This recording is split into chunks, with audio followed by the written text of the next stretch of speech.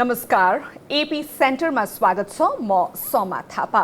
प्रधानमन्त्री केपी शर्मा ओलीले प्रतिनिधि सभा विघटन गरेको मुद्दामा सर्वोच्च अदालतमा सुनवाई जारी छ। यही बीच केही दिन अघि मात्रै प्रधानमन्त्रीले गर्नुभएको मन्त्री परिषद विस्तारलाई खारेज गर्दै 20 मन्त्रीलाई पदमुक्त गर्ने अन्तरिम आदेश पनि अदालतले दिएको छ। यो सँगै केपी ओलीको नेतृत्व रहेको सरकार 5 सदस्यमा सीमित भएको छ। यति मात्र होइन, पछिल्लो समय सरकारका एकपछि अर्को निर्णय सर्वोच्चले उल्टाइदिएको छ। नागरिकता अध्यादेश, गिटी बालुवा निकासी, फुकुवा गर्ने लगायतका निर्णय सर्वोच्चले उल्टाएपछि एक थरीले कार्यपालिकाको बलमिच्याइमा न्यायपालिकाले लगाम लगाइदिएको भनेर व्याख्या गरेका छन् भने अर्को थरी भन्दैछन् न्यायपालिका हरेक राजनीतिक निर्णयमा हाबी हुँदा यसले झनै ठूलो अस्थिरता निम्त्याउँछ। संसदीय अभ्यास अँगालेको हाम्रो जस्तो मुलुकमा सबै निर्णय अदालतले गर्दा निम्तने जोखिम के हुन सक्छ? के न्यायपालिका कार्यपालिकामाथि हावी भएकै हो वा यो संविधान बचाउने सर्वोच्चको बाध्यकारी कदम? आजको दिनमा 5 सदस्यमा खुम्सिएको प्रधानमन्त्री केपी ओली सरकारको कानुनी हैसियत के छ? सर्वोच्चले प्रतिनिधि सभा बिउतायो भने अबको प्रधानमन्त्री को र कसरी बन्ने बाटो खुल्छ?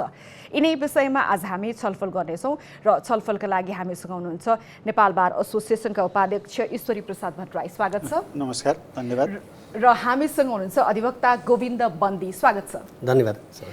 पहिला म गोविन्दजीबाट जान्न चाहन्छु, जस्तो पछिल्लो कदम प्रधानमन्त्री केपी शर्मा ओलीको मन्त्री परिषद विस्तार गर्नुभएको थियो, त्यो विस्तारलाई सर्वोच्चले रोकिदिएको छ, अन्तरिम आदेश दिएको छ। एक थरीले के पनि भन्न थालेका छन् भन्दाखेरि कार्यपालिकामाथि अहिले न्यायपालिका हाबी भयो, हरेक निर्णय न्यायपालिकामै गएर आउनुपर्ने भएपछि हाम्रो कार्यपालिकाको के काम, व्यवस्थापिकाको के काम भनेर प्रश्न उठाउन थालेका छन्। यसलाई तपाईँले कसरी हेर्नु भएको छ? यसलाई चाहिँ म कसरी हेर्छु भने राज्यको जीवनमा कहिलेकाहीँ अप्ठ्यारो परिस्थिति आइपर्छ। मान्छेको जीवनमा पनि हामीले कोरोनाले सताछ नि। अहिले हामी मास्क लगाएर तपाईँसँग कुरा गर्दैछौँ, यो सजिलोसँग कुरा गरिरहेको छैनौँ होइन। मास्क लगाएर कुरा गर्न त्यति सजिलो हुँदैन हो। त्यस्तै राज्यको जीवनमा पनि कहिलेकाहीँ यस्तो खालको अवस्था आउँछ जति बेला अदालतले हस्तक्षेप गर्नु उसको बाध्यता बन्छ। संविधान लेख्दाखेरि नै हामीले के गर्यौँ भने अदालतलाई शक्ति सन्तुलनको सिद्धान्त अन्तर्गत अरूको शक्तिभन्दा बढ्ता शक्ति दिएर हामीले अदालतलाई राख्यौँ। त्यो किन राखेका थियौँ भन्दा जब कार्यपालिका र व्यवस्थापिकाबाट वा राज्यका अरू कुनै अङ्गहरूबाट संविधान र कानुन अनुसार काम कारबाहीहरू हुन सकेनन् भने त्यसलाई संविधान र कानुन अनुसार बनाउने दायित्व चाहिँ अदालतको हो र अहिले अदालतले त्यही जिम्मेवारी पुरा गरिरहेछ। त्यो कुनै अनुचित भएको होइन। ठिक छ, तपाईँको कुरालाई पनि मनन गर्दै हामीले अँगालेको त यो संसदीय अभ्यास हो नि त होइन। अप्ठ्यारो परिस्थिति भयो भने अदालतले त्यसलाई अन्तिम निर्णय दिन सक्छ। तर हरेक राजनीतिक निर्णय नि राजदूतको मापदण्ड के? गिटी बालुवा निकासीलाई के गर्ने? खोप सबैजनाले लगाइदेऊ है, विशेष गरी वृद्ध वृद्धालाई भनेर पनि अदालतमै बाटै आउनुपर्ने यो जुन परिपाटी छ नि, यो नजिर बस्दै गयो भने हाम्रा निर्वाचित निकायहरू कमजोर हुँदैनन्? यसलाई मैले अदालतलाई कम आकलन गरेको होइन कि अदालतलाई हामीले रिजर्भमा अन्तिम समयमा निर्णय दिने एउटा अस्त्रका रूपमा राख्नुपर्ने होइन? यसले हाम्रो लोकतान्त्रिक अभ्यासलाई पनि कमजोर बनाउँदैन? यसलाई कसरी बुझ्नु पर्यो भन्दाखेरि सबभन्दा पहिला अदालत आफू हस्तक्षेप गर्न गएको हो कि अरूका काम कारबाहीबाट जनताका अधिकारहरू सुनिश्चित नभइसकेपछि मेरो अधिकारको सुनिश्चित गर्ने दायित्व र जिम्मेवारी भएको संस्थाले, सरकार होस् वा अरू कुनै संस्था होस्, उसले नगरेको कारणबाट मेरो अधिकारहरूको संरक्षण गरिपाउँ भनेर मान्छेहरू जब अदालतमा आउँछन् उसले त्यो फ्रेमवर्कभित्र रहेर अदालतले हेर्छ। अहिले तपाईँले खोपको कुरा गर्नुभयो, म पोलिटिकल कुरामा जानुभन्दा पहिला म त्यसैमा कुरा गर्न चाहन्छु। खोपको कुरामा के भयो? डिस्क्रिमिनेटरी तपाईँको डिस्ट्रिब्युसन भयो नि, धाँधली भयो। हो, एक्ज्याक्टली। कोर्टले हामीले समानताको हक, संविधानको धारा 18 मा के राख्यौँ? समानताको हक राख्यौँ। कानुनको अगाडि सबै समान हुनेछन् र उनीहरूको समान संरक्षणबाट कसैलाई पनि वञ्चित गरिने छैन। तर सरकार समान व्यवहार गर्न असफल भयो। सरकारले सेलेक्टिभ अप्रोच अपनायो र त्यो पनि डक्ट्रिन अफ रिजनेबल क्लासिफिकेसन भन्छ, जसमा चाहिँ तपाईँको न्यायोचित रूपले वर्गीकरण गर्न सकिन्छ। त्यसो गरिएन। त्यो नगरिसकेपछि अनि मान्छेहरू अदालत जान बाध्य भए र अदालतले हस्तक्षेप गर्नु पर्यो। त्यसैले जुडिसियल एक्टिभिजम भन्ने गरिन्छ यसलाई। त्यो जुडिसियल एक्टिभिजम भनेको एउटा राज्यभित्र हुने स्वाभाविक कुरा हो। नत्र भनेदेखि त तपाईँको सरकार निरङ्कुश भएर गइहाल्छ नि। आज मात्र होइन, पञ्चायत कालमा पनि अदालतले हस्तक्षेप नगरे हो त राजा ज्ञानेन्द्रलाई कसले ठेगान लगाएको? जब उहाँले शाही आयोग बनाउनु भयो त्यो हिजो अदालतै आउनु परेको थियो। यहाँनिर थोरै रोकेर संवैधानिक विचलनहरू आउँदा त ठिक छ, अदालतले सबैजनालाई खोप लगाइदिनु पारदर्शी रूपमा भनेर जुन आदेश दियो नि त्यो आदेश पनि ठिक छ, तर यसमा नि हाम्रो निर्वाचित संस्थाहरूको वैधतामा प्रश्न उठ्दैन, हामी त्यो बाटोबाट गयौँ भन्ने मात्रै मेरो प्रश्न होइन। उनीहरूले के बुझ्नु पर्यो भने हामीले कन्स्टिट्युसनलाई र ललाई जसरी बुझाएर रहेछौँ कोर्टले त्यसको इन्टरप्रिटेसन मार्फत ठिक ढङ्गले बुझाइदियो, अब हामी त्यसरी चलाउँ भनेर सिक्ने हो के। अदालत इम्प्लिमेन्ट गर्न गएको होइन, अदालतले कसरी गर्ने भन्ने कुरा मार्गदर्शन गरे, डाइरेक्टिभ अर्डर भन्छौँ नि हामी, निर्देशनात्मक आदेश। खोप लगायतको मामलामा कतिपय परमादेश कतिपय त निर्देशनात्मक आदेश छ। यसरी लिएर अदालत आफै अग्रसर भएको होइन कि अदालतलाई ती कदमहरू चाल्नको लागि हाम्रो व्यवस्थापकीय क्षमता कमजोर भयो, कार्यकारीहरू आफूलाई त्यो हदमा खरो राख्न सकेनन् अनि अदालत बाध्यकारी रूपमा अगाडि आयो। स्वाभाविक हो, खरो राख्न नसकेको मात्र होइन, उनीहरूले गर्नुपर्ने कानुनद्वारा निरूपित दायित्व वहन नगरेको हुनाले त्यो दायित्व वहन गराउने काम चाहिँ अदालतले गरे। यहाँनिर ईश्वरीजीको तर्क के रहन्छ नि, प्रधानमन्त्री केपी शर्मा ओलीले गर्नुभएका निर्णयहरू जस्तो आधा दर्जन निर्णयमा नै अदालतले हस्तक्षेप गरिदिनुपर्ने, बोलिदिनुपर्ने, रोकिदिनुपर्ने, यहाँनिर तपाईँलाई के लाग्छ अदालतको काम कारबाही? समाजी, यो पहिलो कुरा त यो चाहिँ पहिलोपटक मात्रै भएको होइन। अहिले पछिल्लो समयमा अलि बढी चर्चित केसहरूमा अदालतले प्रधानमन्त्रीले गरेका अर्थात् सरकारले गरेका कतिपय निर्णयहरूमा अन्तरिम आदेश दिने, कतिपय निर्णयहरू बदर गर्ने गरेको कुरालाई लिएर हामीले होइन अदालतको धेरै नै इन्टरभेन्सन भयो कि भन्ने खालको एउटा जनमानसमा त्यो परेको छ। किनभने केही चर्चित अलि बढी चर्चामा आएका केसहरूमा भएका आदेशहरूको कारणले गर्दा, तर सामान्यतया कार्यकारिणीले गरेका कामहरू जुडिसियल रिभ्यू हुने, जुन न्यायिक पुनरावलोकन हुने विषयहरू हुन्, ती विषयहरूमा निरन्तर रूपमा न्यायपालिकाले इन्टरभेन्सन गरेको छ, बदर गरेको छ। त्यो हामीले यो अहिले मात्रै यस्तो कुराहरू भएको भनेर भन्न सक्दैनौँ। तर कतिपय अवस्थामा अहिले जस्तो बन्दीजीले भन्नुभयो जुडिसियल एक्टिभिजम आफैमा त्यो कति ठिक हो कति गलत हो, जुडिसियरी आफ्नो दायराभित्र बस्यो कि बसेन भन्ने प्रश्नहरू चाहिँ अहिले स्वाभाविक रूपमा उठेका छन्। त्यसकारण कतिपय अहिले भएका फैसलाहरू आदेशहरू जुन छन् कि फाइनल त्यसको चाहिँ एउटा टुङ्गो लगाउँदाखेरि बोल्नुपर्ने विषयहरू अन्तरिम आदेशबाटै टुङ्गो लगाउने र त्यसले चाहिँ समग्र राज्यको एउटा शासन प्रणालीमा चाहिँ त्यसले गम्भीर असर पार्छ कि पार्दैन भन्ने कुरामा अलिक कम त्यसको चाहिँ इभ्यालुएसन भएको हो कि भन्ने चाहिँ हामीले चाहिँ महसुस गरेका छौँ। तर पनि अदालतले जे जस्तो फैसला गरे पनि, जे जस्तो आदेश गरे पनि एउटा हदसम्म चाहिँ सबैले मान्नुपर्छ। यो चाहिँ के भन्दाखेरि न्यायपालिका, स्वतन्त्र न्यायपालिकाको जुन एउटा मर्म हो, भावना हो, त्यो अनुसार चाहिँ हामी सबै जानुपर्छ। सम्मानित सर्वोच्च अदालतको फैसलालाई त मान्नुपर्छ, यसमा त दुई मत भएन। प्रधानमन्त्री केपी शर्मा ओलीले पनि भनिसक्नु भएको छ अदालतमा राजनीति छिर्यो तर पनि म अदालतको फैसला मान्छु भनेर। यो टिप्पणीलाई लिएर तपाईँको यसमा केही प्रतिक्रिया छ? अदालतमा राजनीति छिर्या हो, उहाँले जुन एउटा कुरा भन्नुभयो नि जुडिसियल एक्टिभिजम, यो हाम्रो लागि कति सही कति गलत हो? कहीँ कतै बन्दीजीले भनेको जुडिसियल एक्टिभिजमभित्र प्रधानमन्त्रीले भनेको अदालतमा राजनीति छिर्यो भन्ने कुराको पनि कहीँ कतै सामिप्यता छ कि त्यो विषयमा म धेरै जान्न। म एउटा कानुन व्यवसायी हुँ, म रुल अफ ल मेरो एउटा लिमिटेसन छ होइन। तर हामी चाहिँ के भन्दाखेरि जुडिसियरीले जस्तो मन्त्री परिषदकै गठनको सन्दर्भमा पनि अदालतले अन्तरिम आदेशबाट जुन कुराहरू भन्यो, हालाकि त्यो विषय तत्कालै चाहिँ के भन्दाखेरि यसको फाइनल हियरिङ गरेर लिखित जवाब मगाएर होइन त्यो हिसाबले चाहिँ यसको टुङ्गो लगाउन पनि सकिन्थ्यो, छिटो यसको किनारा लाग्न पनि सक्थ्यो होइन। त्यस कारणले अन्तरिम आदेशबाटै केही कुराहरू बोलियो। त्यो बोलेको कुरालाई लिएर प्रतिक्रियाहरू, फैसलाहरूप्रति, आदेशहरूप्रति टिप्पणीहरू हुन्छन्, सार्वजनिक टिप्पणीहरू हुन्छन्, त्यसलाई अन्यथा मान्नुपर्ने विषय होइन। तर त्यसको पालना गरियो कि गरिएन भन्ने कुरा मुख्य कुरा हो। पालना गरिन्छ भने त्यसले चाहिँ निसन्देह अदालतले गरेका फैसलाहरूमा हुने सार्वजनिक टिप्पणीहरूप्रति न्यायकर्ताहरूले पनि होइन यो चाहिँ के रहेछ भन्ने कुरा आफूले पनि महसुस गर्ने एउटा अवसर पनि प्राप्त गर्छन्। त्यस कारणले यसले जुडिसियरीको इन्डिपेन्डेन्सको लागि, जुडिसियरीको एउटा सक्षमताको लागि चाहिँ यसले थप बल प्रयोग प्रदान गर्छ भन्ने लाग्छ मलाई। अब अर्को गोविन्दजी, जस्तो कार्यपालिकाको गतिविधिलाई निरन्तर न्यायपालिकाले अङ्कुश लगाइरहँदा नि यसले निम्त्याउन सक्ने दूरगामी असरहरू के हुन सक्छ होला? हामी त भर्खरै लोकतन्त्रको अभ्यास गरिरहेछौँ, संविधान पनि हाम्रो त्यति पुरानो त छैन नि होइन। हामीले त अझै हाम्रा संविधानलाई, विधिलाई, प्रक्रियालाई एस्टाब्लिस गराउनुपर्ने फेजमा छौँ नि त।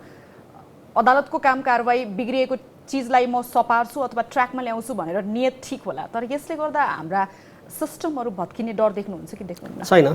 प्रजातन्त्र जब आयो हामीसँग एउटा स्वतन्त्र न्यायपालिका हुनेछ, कार्यपालिकाले गरेका काम कारवाहीहरूको पुनरावलोकन त्यसले गर्नेछ। हरिप्रसाद शर्मा त्यति बेला प्रधान न्यायाधीश हुनुहुन्थ्यो र हरिप्रसाद शर्माले के भन्नुभयो भने सरकार भनेको चिल हो, जनता भनेको त्यो कुखुराको बच्चाहरू चल्लाहरू हुन् र त्यो माउले जसरी कुखुराको माउले बच्चाहरूलाई जसरी संरक्षण गरेर आफ्नो पखेटाले लुकाएर चिलबाट बचाउँछ त्यो सरकार भन्ने चिलबाट त्यो जनताहरू जो बच्चाहरू छन् तिनलाई बचाउने माउको काम चाहिँ अदालतले गर्नुपर्दछ। नेपालको न्यायिक इतिहासमा यदि हामी फर्केर हेऱ्यौँ भने त्यसरी चाहिँ त्यो रक्षा गर्ने जनताको अधिकारको रक्षा गर्ने भूमिका अदालतले खेल्दै आएको छ। त्यसैले हामीले यो नयाँ व्यवस्था होइन र आज मात्रै भएको होइन। जहाँसम्म प्रश्न तपाईँको यसले पार्ने प्रभावको बारेमा जुन प्रश्न सोध्नुभयो, प्रभावको कुरा गर्दाखेरि यसले बहुतै राम्रो प्रभाव पार्छ। यसले त अदालतले भनेको कुरा लागू गर्ने सरकारको कर्तव्य हो र उसले अहिले अघि के छ भने हाम्रो ईश्वरजीले प्रसङ्ग उठाइहाल्नुभयो। अहिले मन्त्री मण्डल विस्तारको सन्दर्भमा सर्वोच्च अदालतको जुन पछिल्लो आदेश आयो, संविधानले प्रष्टै के भन्यो भने त्यो प्रतिनिधि सभा उहाँले विघटन जुन प्रधानमन्त्रीजीले गर्नुभयो, प्रतिनिधि सभा विघटन गरिसकेपछि उहाँले के भने उहाँ अनएकाउन्टेबल प्राइम मिनिस्टर बन्नुभयो। उहाँको अकाउन्टेबिलिटी त्यो दिनबाट पार्लियामेन्ट छैन, किनभने प्राइम मिनिस्टरको त अकाउन्टेबिलिटी पार्लियामेन्टप्रति हुन्छ नि त।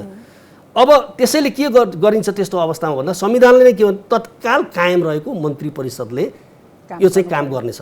अनि उहाँ चाहिँ मन्त्री परिषद विस्तार गर्दै जाने, कायम रहेको मन्त्री परिषदमा हेरफेर गर्ने, अदालत ठुलो बसेर संविधानको उल्लङ्घन भएको हेर्न सक्छ। त्यसैले यसमा चाहिँ किन अदालतप्रति आएका सरकार किन संविधान तोड्दैछ, सरकार किन कानुन मान्दै छैन, सरकार किन लोकतान्त्रिक शासन व्यवस्थाको एउटा चाहिँ के छ भने प्रणाली अनुसार चल्दैन भन्ने प्रश्न नउठेर अदालत किन एक्टिभ भयो भन्ने प्रश्न उठाइनु, यो चाहिँ तपाईँको अप्ठ्यारो किसिमले पछाडिबाट कान समात्न खोज्नु जस्तो हो कि त्यसो होइन। कोर्टको इन्टरभेन्सन अपरिहार्य छ त्यस्तो अवस्थामा। ठिक छ, अदालत किन बारम्बार एक्टिभ भयो भनेर संशय पनि आफ्नो ठाउँमा होला, तर हरेक पटक अदालतको सक्रियता कुनै ठाउँमा आवश्यक थियो होला थिएन पनि होला, यो त समयले देखाउला होइन, व्याख्या आफ्नो हुन्छ। जस्तो नि हाम्रै छिमेकी राष्ट्र भनौँ न पाकिस्तानमा को पनि उदाहरण दिइरहेछन् मानिसहरूले, जहाँको न्यायालयको थोरै पनि स्वीकृति बिना र न्यायालयले हरियो झन्डा नदेखाएसम्म केही पनि हुन सक्दैन। त्यहाँ हाम्रै निर्वाचित संस्थाहरू छन्, हाम्रा राजनैतिक दलहरू छन्, तिनीहरूको वैधता कमजोर हुने हो कि? जस्तो निर्वाचित संस्थाहरूले काम गर्नुपर्छ नि त, पावर त निर्वाचित संस्थामा जानुपर्छ नि त। गैर निर्वाचित संस्थामा पावर गयो भने अन्तत्वगत यसले हामीलाई पछाडि पो लिएर जान्छ कि भन्ने शङ्का त जायज छ होला होइन? त्यो जायज किन छैन? होइन, त्यो जायज किन, त्यो शङ्का पनि जायज छैन। किनभने अदालत काम गर्न गएको होइन कि कसैले गरेको काम गलत गरिसकेपछि त्यो काम गलत भयो भन्ने कामसम्म अदालतले गरे हो। अदालत आफै यहाँ बाटो बनाउन गएको छैन, अदालतले सिडिओलाई खटाएर चाहिँ शान्ति सुरक्षा गर्न पठाइरहेको छैन, अदालतले मन्त्री नियुक्ति गर्ने काम गरेको छैन, गलत तरिकाले नियुक्ति गरेका मन्त्रीहरूको बर्खास्तीसम्म गरेको छ। त्यो त संविधान कार्यान्वयन गर्ने ठाउँमा परेका प्रधानमन्त्री र राष्ट्रपतिले के गर्नुहुन्छ र के गर्न हुँदैन भन्ने बुझ्नु पर्यो। तपाईँलाई याद होला मनमोहन अधिकारीले आफ्नो क्याबिनेट जब उहाँले डिजल्भ गर्नुभयो नि, डिजल्भ गरिसकेपछि उहाँले चाहिँ क्याबिनेट रिसफल गर्नलाई चाहिँ राजा वीरेन्द्रका प्रपोजल जाँदा राजा वीरेन्द्रले पिएम, अब उहाँले अङ्ग्रेजीमा भन्नुहुन्थ्यो, राजा त्यो नेपालीमा भन्नु होइन, प्रधानमन्त्री यो चाहिँ हुँदैन, किन भन्दाखेरि तिमी अब काम चलाउ भइसक्यो होइन, तिमी काम चलाउ भइसक्यो, तिमीले आफ्नो क्याबिनेट रिसफल गर्न सक्दैनौ। पछि शेरबहादुर थापाजीले गर्दा शेरबहादुर देवाजीले लिएर जानुभयो, शेरबहादुरले गर्दा पनि त्यस्तै भयो, शेरबहादुरले गर्दाखेरि पनि त्यस्तै भयो भन्दा यहाँ इभन राष्ट्रपतिजीले अघिल्लो तपाईँको अहिले हाम्रै सम्माननीय राष्ट्रपतिजीले अघिल्लो क्याबिनेटको रिसफलमा जति बेला के छ भन्दाखेरि केपी ओलीजी प्रधानमन्त्री हुनुहुन्थेन होइन, त्यति बेला रिसफलको एडभाइस लिन जाँदाखेरि रिसफल गर्नु हुँदैन भन्ने मान्यता राख्नुहुन्थ्यो। उहाँको मान्यता राम्रो थियो। अहिले उहाँ किन I don't know why she is becoming like a very होइन beautiful bird in a golden cage है, एउटा गोल्डन केजमा राखिएको ब्युटिफुल बर्ड मात्रै भइदिनु भयो, जुन चाहिँ तपाईँको के अरे गिरीलाई भनिन्थ्यो। प्रेसिडेन्ट गिरी इन इन्डिया 70 को दशकमा तपाईँको सबै जुरिस्टहरूले एउटा टर्म क्वाइन गरे होइन, president like a bird in a golden cage भनेर। उहाँ चाहिँ अहिले त्यस्तै भइरहनु भएको छ।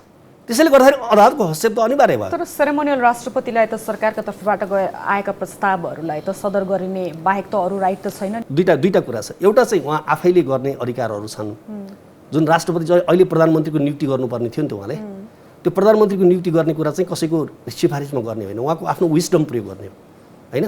त्यहाँ उहाँले विस्डम प्रयोग गर्ने, त्यो विवाद म ल्याउन चाहन्न, अदालतमा चलिरहेछ होइन, त्यो छुट्टै कुरा भयो। अब अर्को हुन्छ क्याबिनेटको तपाईँको रिकमेन्डेसनमा गर्ने। क्याबिनेटको रिकमेन्डेसनमा गर्ने पनि त क्याबिनेटले संविधान अन्तर्गत गरेका कामको गर्ने हो नि त। जस्तो उदाहरणको लागि रामवरणजी राष्ट्रपति हुनुहुन्थ्यो, रुकमाङ्गत कटुवाल सिएनसी हुनुहुन्थ्यो, उहाँलाई स्याक गर्ने काम त्यति बेलाको प्रधानमन्त्री प्रचण्डजीले गर्नुभयो होइन। तर के भयो भन्दाखेरि प्रेसिडेन्टले कन्सल्टेसन गर्नुभयो, हामीले पनि बोलाउनु भयो, हामी पनि गएको थियौँ। हामीले के भन्यो भने दिस इज नट कन्स्टिट्युसनल, त्यस कारणले हाम्रो संविधानको धारा 61 मा हामीले के लेख्यौँ भने राष्ट्रपति संविधानको संरक्षक र पालक हुनेछ। त्यसैले उहाँको जुन संरक्षण गर्ने र पालन गर्ने दायित्व हो त्यसबाट विमुख भएपछि कोर्टले हस्तक्षेप गर्ने कुरा त अनिवार्य छ। यसमा ईश्वरीजीको प्रतिक्रिया के छ? राष्ट्रपतिले संविधानलाई संरक्षण गर्ने र संविधानको पालक बन्ने दायित्वबाट उहाँ विमुख हुनुभयो भनेर भनिरहनु भएको छ। उहाँ यदि राष्ट्रपति अहिले संविधानले दिएको जिम्मेवारी पालना गर्ने कुराबाट वञ्चित भएको भए, विमुख भएको भए यो देशको अवस्था अहिले अर्कै हुन्थ्यो। दुईजना व्यक्तिहरू प्रधानमन्त्री बन्न पाऊँ भनेर जानुभयो। राष्ट्रपति कसैको पक्षमा लागेको भए कुनै एकजनालाई प्रधानमन्त्री नियुक्ति गर्नुहुन्थ्यो। दुईजना गएको अवस्थामा मैले खालि हालाकि यो विषय विचाराधीन छ, हामी यस विषयमा अदालतले जे निर्णय गर्छ त्यसमा हामी सबैले मान्नुपर्छ, त्यसमा मैले अरू तर्क वितर्क गर्न चाहन्न। राष्ट्रपतिसँग यदि एकजनाले मात्रै आधार प्रस्तुत गर्न गएको भएदेखि त्यसलाई टेक्स्ट गर्न संसदमा पठाउने कुरा हुन्थ्यो होला। तर दुवैजना गइसकेको अवस्थामा दुवैजना प्रधानमन्त्रीमा विश्वास प्राप्त गर्न सक्ने आधार नदेखिएको कन्डिसनमा राष्ट्रपतिले अहिले कसैको पक्ष पनि लिनु भएन। मैले खालि राष्ट्रपति कसैको पक्षमा लिएको वा राष्ट्रपतिले केही गरेको भन्ने कुराहरू होइन कि राष्ट्रपतिले आफूलाई संविधानको पालनाको निम्ति दिएको जिम्मेवारी पालना गर्ने क्रममा भएको घटनाको परिणामस्वरूप अहिले चाहिँ के भन्दाखेरि संसद विघटन भएको अवस्था, विघटन गर्नुपर्ने बाध्यात्मक अवस्था सिर्जना भएको अवस्था छ होइन। त्यसकारणले राष्ट्रपति आफैले केही पनि गर्नुहुन्न। तर राष्ट्रपतिलाई यो हाम्रो संविधानले राष्ट्रपतिलाई आफैले गर्न पाउने अधिकार यदि दिएको छ भने यस संविधानको धारा 76 को उपधारा 5 बमोजिमको चाहिँ त्यो एउटा आधार जुन छ त्यो चाहिँ उपयुक्त छ कि छैन भन्ने कुराको मूल्याङ्कन गर्ने आधार मात्र दिएको छ। त्यसकारणले राष्ट्रपति कुनै संवैधानिक दायित्वबाट, संविधानको संरक्षणबाट, संविधानको पालना गर्ने जिम्मेवारीबाट विमुख भएको भन्ने चाहिँ मलाई त्यस्तो लाग्दैन। तपाईँलाई लागेन?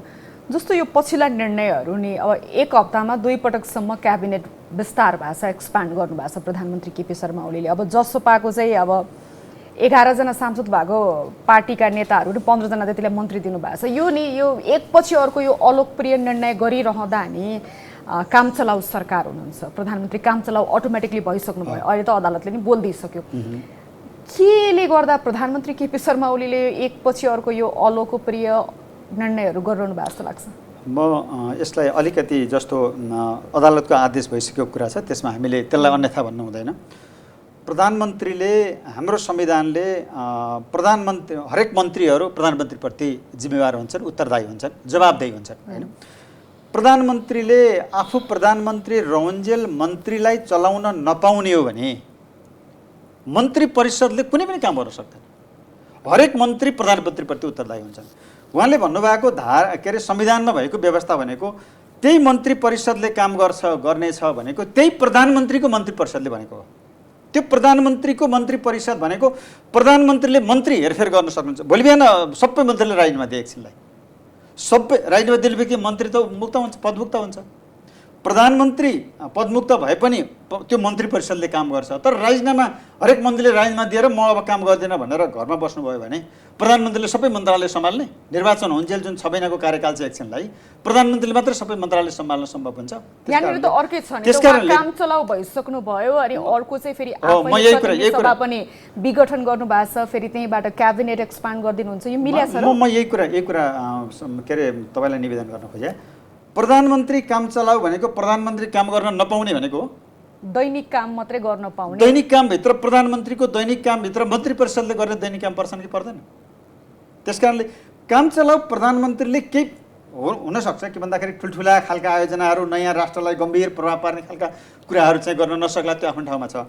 क्याबिनेटै हुनु पर्दैन, मन्त्री नै के भन्दाखेरि हेरफेर गर्न पाउँदैन, मन्त्रीलाई नै आफ्नो कन्ट्रोलमा राख्न पाउँदैन भन्ने चाहिँ व्याख्या चाहिँ मलाई त्यो व्याख्या चाहिँ मलाई त्यति त्यो जचेको छैन। तर भने त अदालतले त गलत निर्णय दिन्छ। होइन, यस्तो छ अदालतले लिखित जवाफहरू आउला, लिखित जवाफ आउला, यसको फाइनल हियरिङ होला, यो अन्तिम निर्णय हुन बाँकी छ। अहिले तत्काललाई काम गर्न नदिनु भने हो अदालतले। त्यसकारणले अदालतको आदेशलाई मैले अन्यथा भन्दिनँ।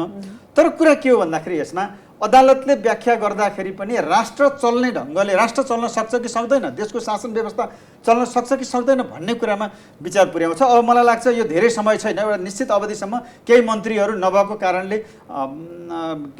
कारणले त्यस्तो गम्भीर खालको चाहिँ समस्या नआउला, त्यसकारणले अहिलेलाई अन्तरिम आदेश दिउँ भन्ने त्यो निष्कर्षमा अदालत पुगे पनि हुनसक्छ होइन। त्यसकारणले यसको अन्तिम व्याख्या त बाँकी नै छ, किनभने लिखित जवाफ भर्न बाँकी छ, लिखित जवाफहरू दर्ता होलान्, त्यसपछि त्यसको एउटा मूल्याङ्कन होला, अर्को इजलासले यसको बारेमा चाहिँ निरूपण गर्ला, होइन? म तपाईँसँग आउँछु। जस्तो गोविन्दजी, अब हुन त सर्वोच्च अदालतमा मुद्दा चलि नै रहेको छ, अबको अगाडिको बाटो जसरी प्रतिनिधि सभा फेरि पुनर्स्थापना भइसकेपछि कानुनी बाटो के हुन्छ, अहिलेको यो सरकारको स्टेटस के छ, त्यो बारेमा अलिकति प्रश्न बनाइदिनुहोस् न। अब हेर्नुहोस्, एउटा कुरा के हो भने प्रतिनिधि सभाको पुनर्स्थापना वास्तवमा त्यो ठुलो कुरा छैन, त्यो हुन्छ नै, त्यो ठुलो कुरा होइन। ठुलो कुरा के हो भन्दाखेरि कोर्टले यति बेला हेर्ने, किन प्रतिनिधि सभा विघटन त केपी ओलीजीले गर्न सक्दैछ, उहाँले गर्नुभयो पहिला।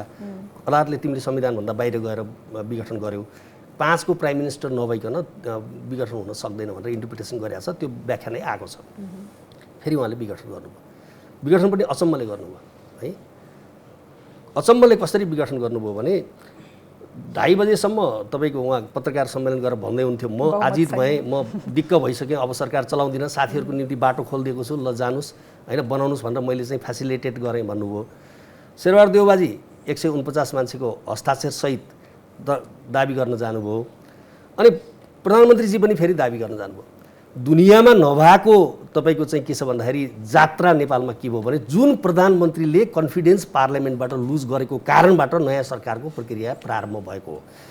किनभने केपी ओली वाज रिजेक्टेड, उहाँलाई रिजेक्ट गरेको कारणबाट अर्को मान्छे खोजी हुने प्रक्रियामा फेरि मै हुन्छु भनेर जान मिल्ने यो तमासा, यो नौटङ्की, यो जात्रा कुनै लोकतन्त्रमा हुँदैन। त्यो जात्रा उहाँले गर्नुभयो होइन। राष्ट्रपतिजीले के त्यो त के हो भने उहाँले त हटक खिचोला गर्न आउनुभयो के शेरबहादुर प्रधानमन्त्री बनिहाल्छन् कि यो सही गर्नु नपर्ने आफ्ना पार्टीका मान्छेले पनि सही गरिदिइहाले, अब प्रधानमन्त्री बन्ने भयो भनेर शेरबहादुरजीलाई रोक्नको लागि गरिएको दावा थियो। त्यो कुनै प्रधानमन्त्रीको लागि दावा थिएन। अनि अर्को कुरा के हो भने राजेन्द्र महतोजी र तपाईँको चाहिँ महन्त ठाकुरजीले सही गरेर त्यो चिठी राष्ट्रपतिका आपत्ति छ है हाम्रो यसमा, हाम्रो सांसदले सही गरेको भन्ने चिठी कहाँबाट छिर्छ राष्ट्रपति कार्यालयमा? झ्यालबाट छिर्न पाउँछ? यो प्रतिदाबी गर्ने प्रक्रिया हो यो। यसमा प्रतिनिधि सभाको विश्वासको मत प्राप्त गर्न सक्ने कुनै पनि प्रतिनिधि सभाको सदस्यले राष्ट्रपतिसँग आधार पेश गर्ने हो, त्यो आधारको आधारमा उहाँले फ्लोर टेस्टको लागि पठाउने हो, प्रोसेस थियो। त्यहाँ चाहिँ दाबी विरोध हुन्छ। अनि ओभरनाइट रातिको 11 बजे तपाईँको के छ भन्दाखेरि यता उहाँले निर्णय गर्नुभयो है, रातिको 11 बजे दाबी नपुग्ने निर्णय गर्नुभयो। त्यसपछि क्याबिनेटले 11 बजेर 38 मिनटमा के गर्यो भन्दाखेरि डिजल्भ गर्ने निर्णय गर्यो। 1 बजेर 39 मिनटमा के छ भने राष्ट्रपतिजीले डिजल्भ गर्यो। ओभरनाइट काम गर्नु पर्यो, स्टेट अफ इमर्जेन्सी लगाउनु नेपालमा। त्यहाँबाट चाहिँ हामी अलिकति अगाडि आइसकेका छौँ। त्यही मैले तपाईँको क्वेसनमा आउँदा यो भने त्यसैले अब कसरी जान्छ भनेको अब सिधा कुरा हो। अब कसरी जान्छ यो भित्रको षड्यन्त्र, यो भित्रको दुराशय, यो भित्रको बदनियत, यसलाई चाहिँ अदालतले रोक्नुपर्छ। बदनियत चाहिँ सत्तामा बसिरहने मात्रै थियो वा अरू पनि थियो? होइन, त्यही हो, कन्टिन्यू सत्तामा बस्ने। अहिले त अरू के थियो भनेर किन एजम्सन गरौँ होइन?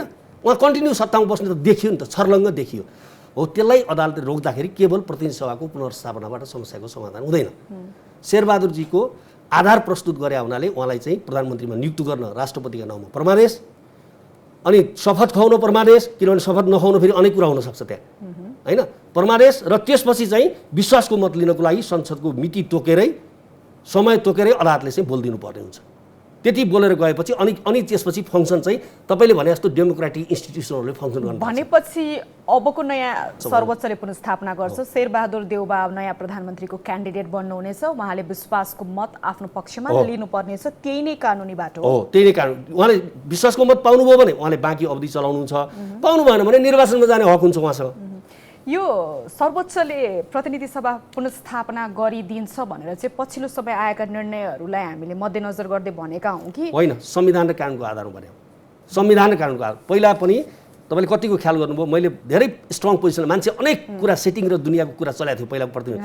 मैले यति धेरै भने कि कुनै यो जुन जुडिसियल कल्चर छ नि, संविधान हेरेर निर्णय गर्नुपर्छ। हेर्नुहोस्, पहिला कस्तो हुन्छ भने न्यायाधीशहरू जब चेयरमा बस्नुहुन्छ नि, उहाँले सोचेको र हामीले बहस गर्दै जाँदा उहाँहरू चेन्ज हुनुहुन्छ है। त्यसले के हुन्छ भने संविधानले कानुनको पालनभन्दा बाहिर त अदालत जान सक्दैन। हेर्नुहोस्, किनभने यो त पछिसम्म पनि यसको रिसर्च हुन्छ, पछिसम्म पनि एकाडेमिक बहस हुन्छ होइन। आज जसले फैसला लेख्छ संविधान हेरेर, त्यो यदि गलत लेखियो भने त त्यसको त कस्ट अहिले मात्र होइन, पुस्तौँ कस्ट जान्छ र एक्ज्याक्टली। अनि व्यतिथिको तपाईँको एउटा घटना सुरु हुन्छ, प्रकरण सुरु हुन्छ, भोलिदेखि फेरि त्यस्तै व्यतिथि हुन्छ। यहाँनिर ईश्वरीजीको प्रतिक्रिया के छ? उहाँ भनिरहनु भएको छ कि कानुन त संविधान त अब अगाडिको बाटो भनेको सर्वोच्चले प्रतिनिधि सभा पुनर्स्थापना गरिदिने, त्यसपछि नेपाली कङ्ग्रेसका सभापति शेरबहादुर देउबा प्रधानमन्त्रीको क्यान्डिडेट, उहाँले विश्वासको मत लिनुपर्ने, त्यो बाटोमा अब मुलुक जान्छ तपाईलाई कति विश्वास छ? मैले बन्दीजीले जति कन्फिडेन्सका साथ संसद पुनर्स्थापना हुन्छ भन्नुभयो, म त्यतिकै कन्फिडेन्सका साथ संसद पुनर्स्थापना हुन सक्ने कुनै सम्भावना मैले देख्दिनँ। किन देख्दिनँ भन्दाखेरि त्यसको ब्याकग्राउन्डमा हामी जानुपर्छ। जस्तो कतिपय कुराहरू उहाँले उठाउनु भएको छ। प्रधानमन्त्रीले संविधानको धारा 76 3 बमोजिम चाहिँ विश्वास 3 बमोजिम नियुक्त भएको हुनाले उपधारा 4 बमोजिम चाहिँ विश्वासको मत लिनुपर्ने थियो। मैले अहिलेको राजनीतिक परिस्थितिमा विश्वासको मत प्राप्त गर्न सक्ने दह्रो आधार मैले देखिनँ भनेर राष्ट्रपतिलाई मार्ग प्रशस्तको लागि राष्ट्रपतिलाई सिफारिस गर्नु। त्यसपछि राष्ट्रपतिले निश्चित समय सीमा दिनुभयो, त्यो भित्र ल अरू 76 बमोजिम चाहिँ कोही आउन सक्नुहुन्छ भने आउनुहोस् भनेर त्यो एउटा समय सीमा निर्धारण गरिदिनु भयो। समय सीमा राष्ट्रपतिले निर्धारण गरिसकेपछिको पनि करिब करिब अन्तिम चरणमा पोलिटिक्समा एकाएक राष्ट्रिय राजनीतिमा एकाएक परिवर्तन आयो। अघिल्लो दिनसम्म प्रधानमन्त्रीले सिफारिस गर्दासम्म जनता समाजवादी पार्टीले के निर्णय गरेको थियो भन्दाखेरि आफ्नै पार्टीको अध्यक्ष प्रधानमन्त्री भयो भने सरकारमा जाने, नत्र भए अरू पार्टीको अरू पार्टीको नेतालाई प्रधानमन्त्री समर्थन नगर्ने भनेर भनेको कुरा जुन थियो, प्रधानमन्त्रीले त्यसको आधारमा चाहिँ दह्रो आधार देखिएन भनेर भन्नुभएको थियो। उहाँले सिफारिस गरिसकेपछि जुन 76 बमोजिमको प्रधानमन्त्री आह्वान भयो, त्यो अवस्थामा जसपाको एकाएक संसदीय दलको निर्णय फेरि त्यहाँ विभाजन पनि छ, मैले त्यो कुरा लुकाउन चाहन्न, जे हो त्यो कुरा हामीले भन्नुपर्छ।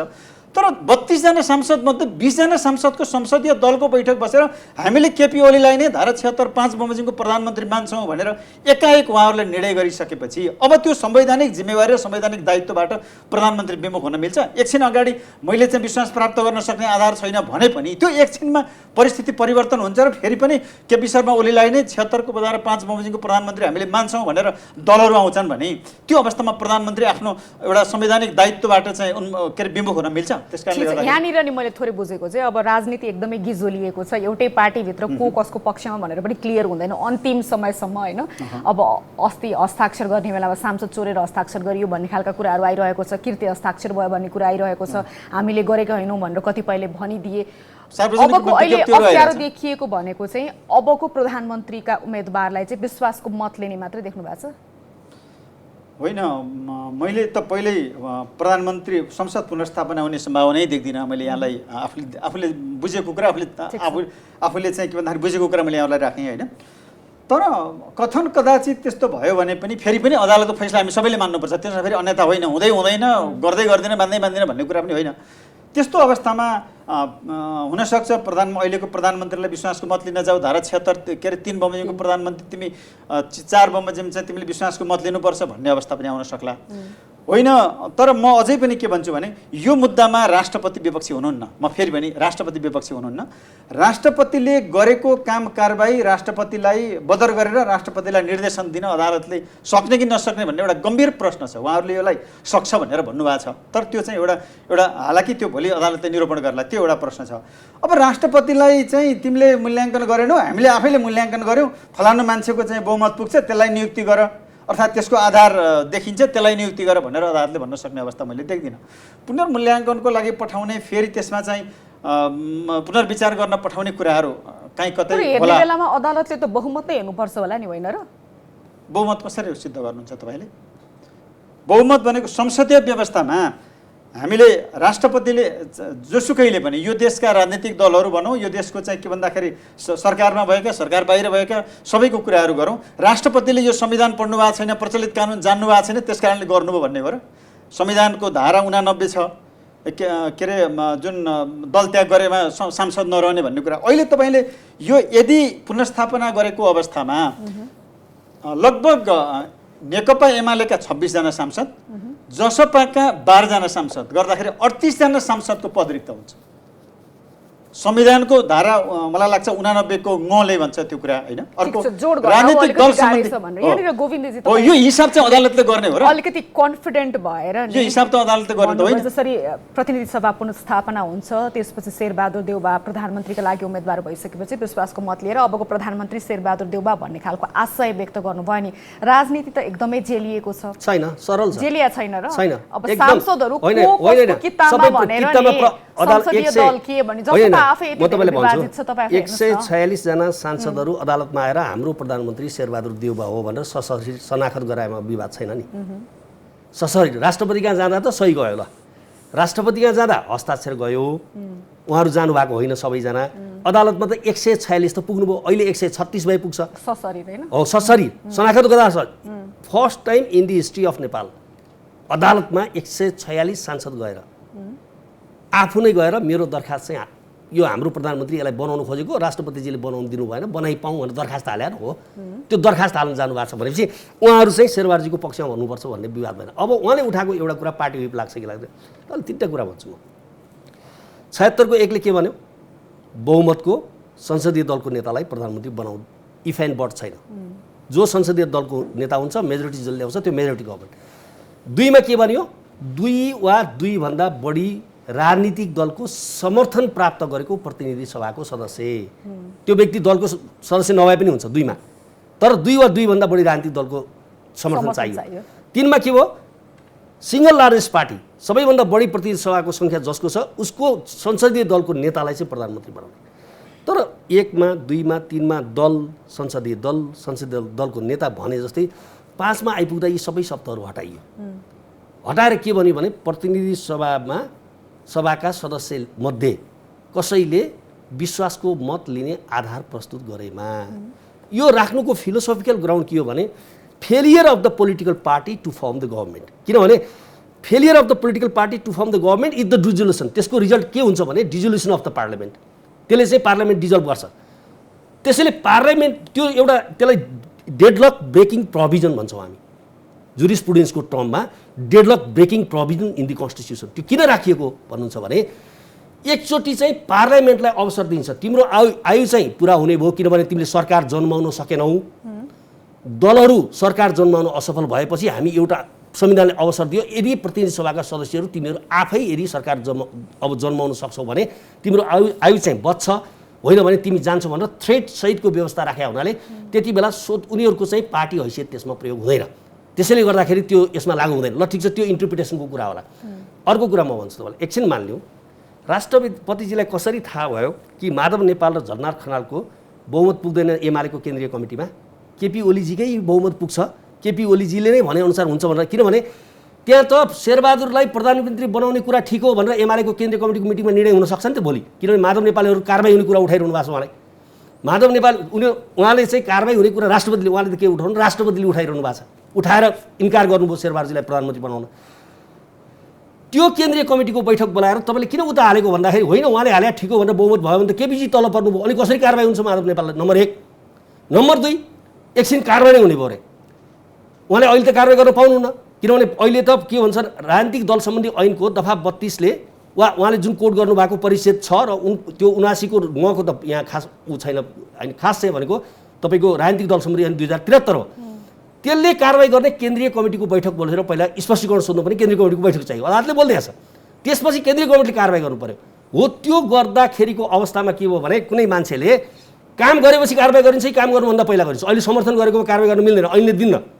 शेरबहादुरजीलाई भोटालेपछि कारबाही हुने हो नि त, हो शेरबहादुरलाई भोटाले शेरबहादुरजी प्रधानमन्त्री भइसकेपछि संसद बचाउन माधव नेपालजीहरूले झलनाथजीहरूले आफ्नो संसदको सदस्यता त्याग्नुहुन्छ भने त्यो स्वतन्त्रबाट राष्ट्रपतिजीले कसरी रोक्न सक्नुहुन्छ? ठिक छ, त्यो बाटो भयो, संसद पुनर्स्थापना भएन भने चाहिँ राजनीति कुन बाटोमा जान्छ? नहुने त कुरै नै छैन। त्यो त ठिक छ, हाइपोथेटिकल मानिलिउँ, त्यो हाइपोथेसिसमा किन कुरा गर्नु समाजी? त्यो बाटो तपाईँ सम्भावना देख्नु भएको छैन? कतै छैन के, अब यत्रो लोकतन्त्र यत्रो विधिशास्त्र तपाईँको छ, सारा संसारले यो केस हेरेर बसेको कसरी हुन्छ? अब हामी सबैले मान्ने विधि शासन पद्धति संविधान त एउटै होला। ईश्वरीजी भनिरहनु भएको छ कि पुनर्स्थापना उहाँले त भन्नु पर्यो नि त, उहाँले नभन्दा गाह्रो पर्छ।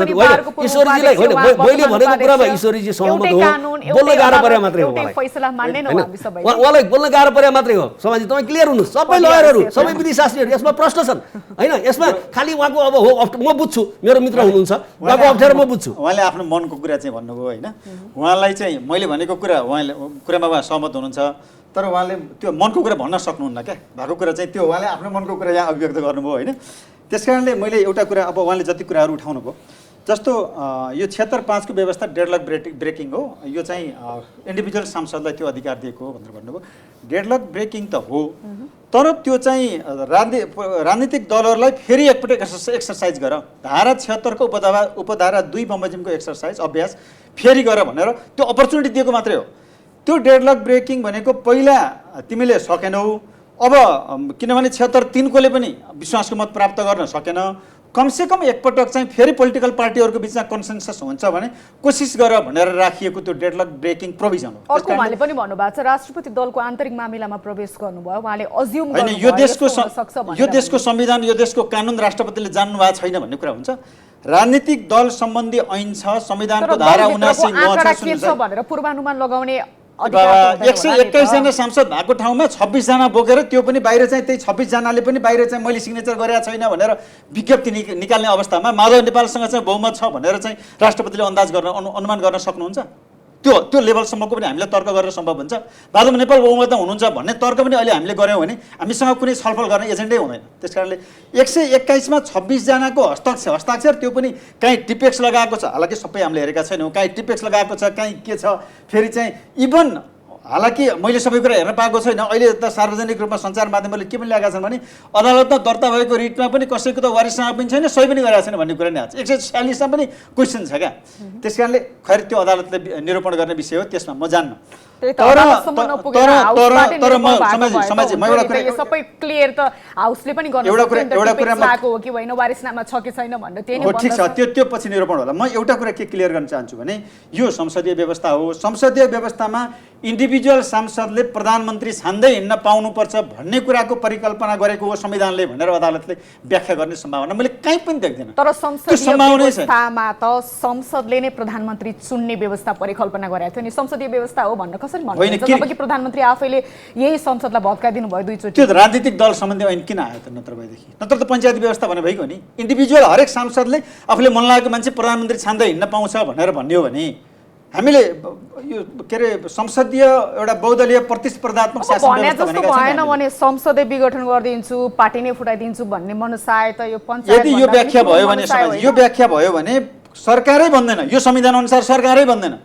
बहुमत प्राप्त दलले पनि जो बहुमत प्राप्त दल छ, बहुमत प्राप्त दलका 20 जना सांसद मानौ 15 जना बढी छन् बहुमत पुग्ने, 20 जनाले चाहिँ हामीले फलानालाई संसद दलको नेतालाई हामीले विश्वासको मत दिँदैनौँ भन्यो भने के हुन्छ? मैले मान्दिनँ भन्यो भने के हुन्छ? यहाँनिर दुई दलहरु तपाईले के देख्नु भएको छ गोविन्दजी? सरकार गठनको लागि त्यो खालको सीन आउन सक्छ जसरी उहाँले पिक्चर कहिले जिन्दगीमा कहिले पनि सरकार बन्न सक्दैन यदि त्यो कुरालाई परिकल्पना गर्छ। त्यस्तो किन आउँदैन तपाईलाई म भन्छु भने दुईटा कुरा हुन्छ हेर्नुस्।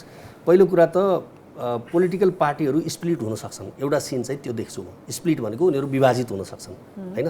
राजनीतिक दल सम्बन्धी ऐनले 40% तपाईको चाहिँ के छ भन्दाखेरि होल्ड हुने हो भने उसले चाहिँ छुट्टै जान सक्छ, उसलाई कुनै डिसिप्लिनरी एक्सन हुँदैन भनेको छ। राष्ट्रपतिले त्यो पनि ख्याल गर्नु भएन हैन, डिसिप्लिनरी एक्सन हुँदैन भनेको छ, क्लियरै छ कि जान सक्छन् मान्छेहरू, अर्को दल बनाउन सक्छन्, त्यो चाहिँ संविधानद्वारा प्रदत्त अधिकार हो, त्यही दलमा बस्नुपर्छ भन्ने छैन। उहाँले भने एउटा कुरा ठिक हो, यो सरकार बन्न अप्ठ्यारो छ केपी, त्यो चाहिँ के त्यहाँसम्म म सहमत छु। तर उहाँले भनेमा छप्नुपर्छ, केपी ओलीजीको सरकार बन्न अप्ठ्यारो छ, त्यो चाहिँ हो, त्यो बाहेक होइन। त्यो बाहेक किन केपी ओलीजीको बन्न गाह्रो छ? अब यो सरकारको निरन्तरता छैन, चान्सै छैन। यस्तो संविधान उप टुक्रा टुक्रा बनाएर संविधान काट्ने, ध्वस्त गर्ने प्रणाली अनि उहाँ हुन्छ भन्ने कुरा कहीँ हुन्छ? त्यो सम्भवै छैन। सबैले लामो समयदेखि यही नै भनिरहेछन्, दुई पटकसम्म प्रतिनिधि सभा विघटन गर्दै सक्नुभयो, राजनीतिको बागडोर त आफ्नै हातमा लिइरहनु भएको होइन। अरू केही होइन कि उहाँले कमसेकम राष्ट्रपतिजीले यति त बुद्धि पुर्याउनु पर्थ्यो नि त। माधव नेपालजी, झलनाची, केपीजी सबैलाई बोलाएर राखेर तपाईँहरू के गरे जस्तो तपाईँहरूको दुईटैको दाबी पर्यो होइन। तपाईँहरू निकास निकाल्नुहोस् न, हो देशलाई किन अप्ठ्यारो? पेन्डेमिक छ, मेरो पुरा गर्न दिनुहोस् न होइन। पेन्डेमिक छ, चुनावमा देशलाई नलैजाउँ, यस्तो बेलामा चुनावमा लानु राम्रो हुँदैन। एउटा तयार तपाईँहरूले चाहिँ के अरे एउटा रिकन्सिलिएसन गर्नुहोस्, कुरा गर्नु पर्दैन, कन्सल्टेसन ओभरनाइट सबै गर्नुपर्ने, रातिभरिमै। त्यही त यो मध्यरातमा मात्रै अलिकति जुझारुपन आउने हाम्रो यो नेतृत्वमा के छ? उहाँले भन्नुभएको कुरामा तपाईँ कतिको दम देख्नुहुन्छ? एउटा बृहत छलफल त गर्न सक्नुहुन्थ्यो नि त, अभिभावकीय दायित्व त राष्ट्रपतिले निर्वाह गर्न सक्नुहुन्थ्यो। यति धेरै कन्फ्युजन छ है पृष्ठभूमिमा, के हो भनेर खुला रूपमा बहस छलफल गर्न मिल्थेन?